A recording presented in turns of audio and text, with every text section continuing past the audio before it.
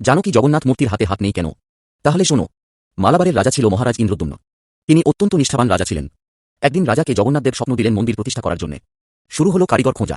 শেষে স্বয়ং বিশ্বকর্মা একজন বৃদ্ধ কারিগর এর রূপ ধরে এসে বললেন, আমি মূর্তি বানিয়ে দিই, কিন্তু আমার 3টি শর্ত আছে। শর্তগুলি ছিল: 1, তিনি একা কাজ করবেন। মূর্তি তৈরির সময় তিনি কারো কাছ থেকে কোনো সাহায্য নেবেন না। 2, তিনি যতদিন কাজ করবেন ততদিন মন্দিরের দরজা সম্পূর্ণ বন্ধ রাখতে হবে।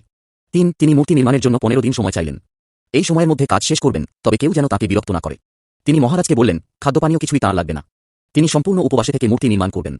মহারাজ ইন্দ্রদ্যুম্ন সানন্দে বৃদ্ধ কারিগরের সকল শর্ত মেনে নিলেন এবং শুরু হলো মূর্তি তৈরির কাজ। কাজ শুরু হওয়ার পর মন্দিরের গর্ভগৃহ থেকে ছেনিহাতুড়ির টুকটাক আওয়াজ বাইরে আসতে লাগল। যতদিন যেতে লাগলো এই আওয়াজ তত বাইরে আসতে লাগলো, আর তার সঙ্গে সঙ্গে মহারাজ ইন্দ্রদ্যুম্ন ও মহারানী গুন্ডিচা দেবীর কৌতূহলও বাড়তে লাগল। তারা অধীর আগ্রহে প্রতীক্ষা করছিলেন কখন সেই দিব্য মূর্তি দর্শন করবেন। 13 দিন কেটে যাওয়ার পর হঠাৎ হাতুড়ির আওয়াজ বন্ধ হয়ে গেল। মন্দিরে নেমে এল গভীর নীরবতা। আওয়াজ বন্ধ হয়ে যাওয়ায় মহারাজ ও মহারানী মনে করলেন উপবাসে থেকে কাজ করতে গিয়ে হয়তো বৃদ্ধ কারিগর ক্ষুধার্ত তৃষ্ণার্ত হয়ে মারা গেছেন। অপেক্ষা করতে না পেরে তারা মন্দিরের দরজা খুলে ভেতরে প্রবেশ করলেন। ভেতরে প্রবেশ করে তারা আশ্চর্য হয়ে দেখলেন গর্ভগৃহে কেউ নেই। কারিগর উধাও হয়ে গেছেন, অর্থাৎ বিশ্বকর্মা রহস্যময়ভাবে অদৃশ্য হয়েছেন। মহারাজ ইন্দ্রদ্যুম্ন ও রানী গুন্ডিচা দেবী মানসিকভাবে বিপর্যস্ত হয়ে পড়লেন। হঠাৎ দৈববাণী হয় যে এই মূর্তিগুলোই মন্দিরে স্থাপন করো। তাই রাজা সেই অসম্পূর্ণ মূর্তিগুলি পুরীর মন্দিরে প্রতিষ্ঠা করলেন।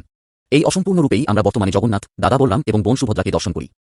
ভিডিওটি ইনফরমেটিভ মনে হলে অবশ্যই একটা লাইক সাবস্ক্রাইব করে দাও।